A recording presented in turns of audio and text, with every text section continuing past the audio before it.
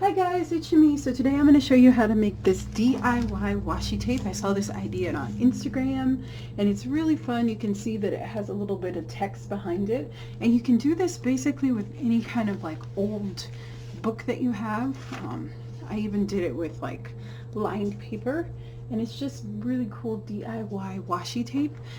So I love to use it just in my art journals. It works really well. You just need a few things. So you can get the Scott's repositionable tape. I heard that people have had lots of success with that. This is just a dollar store roll that I actually put on this little plastic dispenser. It comes like with the 5 rolls that you get, and it's really cheap, but it's functional, crystal clear, just tape. And then you're going to need something to like varnish down your tape because you want it to kiss the surface and then rip off basically the top layer of your paper. So it's a little bit thinner. So that's kind of what we're going to do. And then you might want some scissors too. So just gather up whatever papers you want to use. I have a little stack here of papers that I've tried previously that have worked. I did try papers that have like a coating on them, and those didn't work out so well. So I tried this little image, and this is an old calendar page, and you can see here that if I pull it up, it just comes right out, and that's because the paper is coated. So you kind of have to experiment and see what papers work the best.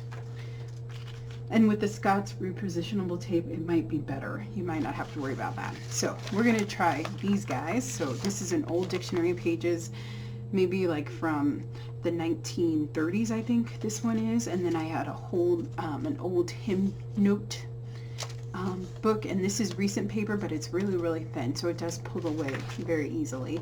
And then we're going to actually try this one, which is just about vintage cars. And then I also have some notebook paper too, so let me show you how to do it. Okay, so you're going to get your piece of paper, then you are going to take your tape, okay, and you're going to apply it to the piece of paper. You can pick the orientation, what part of the text or paper you want. And I'm going to just go ahead and stick this down. I like to leave a little bit of overlap on the edge. Just makes it easier to pull. And then I'm just going to take my foam folder. You could use a popsicle stick. A spoon would probably work for this, whatever you use to varnish. And you're just going to varnish it very nicely until it's kissed to that paper, okay? And then we're very gently just going to pull it apart. And see, that's what you want, is for a layer of paper to be left behind. Very good, just like that, okay? And then it's a little bit transparent, just like washi tape, so if I layer this on top, you can still see a little bit of the text through it. Just a little bit, okay? And that's kind of what we're going for. It's okay, this other part is fine too, and you might be able to peel it off if you can coax it off too. And it just takes a little bit of technique. And then you can just put these on wax paper. That's why it's kind of nice to have this little tail, because then you can just stick it down to your surface and keep them a little bit more organized than mine. Okay, let's try this book page too. So this is from like a Reader's Digest book. So this one should work well. I think it's like 1960s. So we're just going to do that. Again, I'm going to leave a little bit on the edge there, so you can see there's an edge there. Okay, and then I'm just going to varnish it. Not varnish, varnish. If that offends you, I'm sorry. Oh my goodness, we live in this crazy society where people get upset if you don't talk correctly. It's crazy, but okay, like I say Mod Podge instead of Mod Podge, and you wouldn't believe all of the things that I get. And like I watched this other, she's called the Greek Domestic, she has a cooking show, and people get mad at her because she says herbs instead of herbs. I'm just like, oh my gosh, craziness. Okay, alrighty, so we're going to take this, and again I'm going to just peel this off. Alrighty, and this one is actually just going to take the text off, so I didn't get any of the paper, which I kind of like that look too, so you just see the text. Can you see that?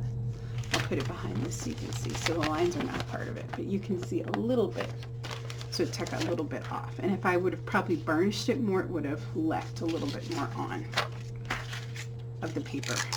So you can decide kind of what look you want, and I just think that it would be good if you just played with this and found out what you liked.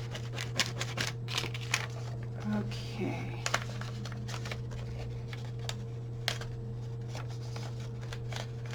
Alrighty.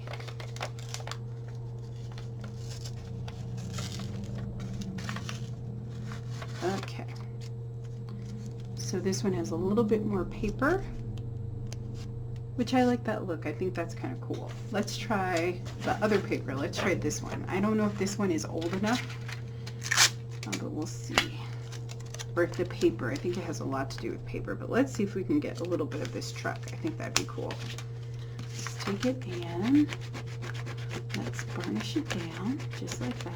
So imagine, like, you can go crazy with your stash and your old books and kind of see what you're able to get up. I bet this will work great with computer paper. So if you like to like print your own images, I think that this would work really awesome.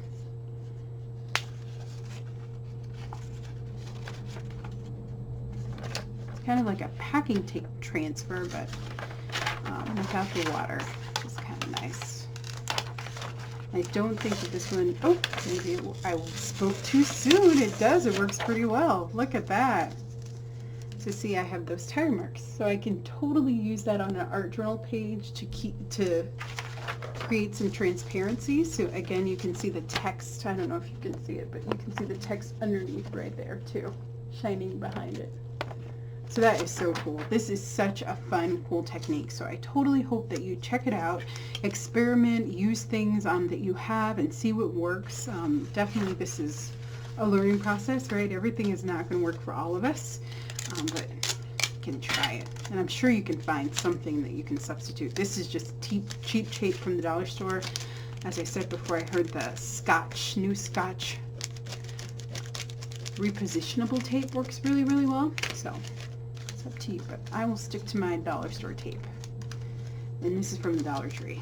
I say the dollar store, but I think other people have lots of dollar stores. We used to have tons of dollar stores here in Colorado, but that has not happened. A lot of them closed.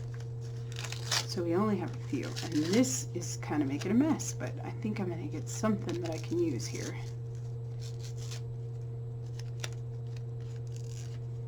So, you know, it's just really fun, and it's a great way to make your own kind of unique washi tape. So there, and then if I wanted to keep going, I could just go here and varnish again. See if I can get some of that stickiness to get off. And there we go, just like that. I can go ahead and just pull that back again, like so, like so.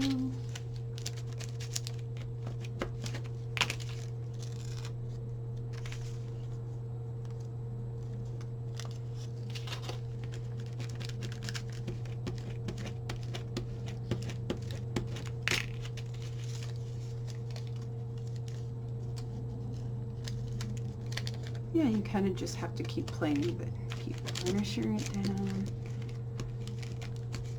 Varnishing, and see if you can get it.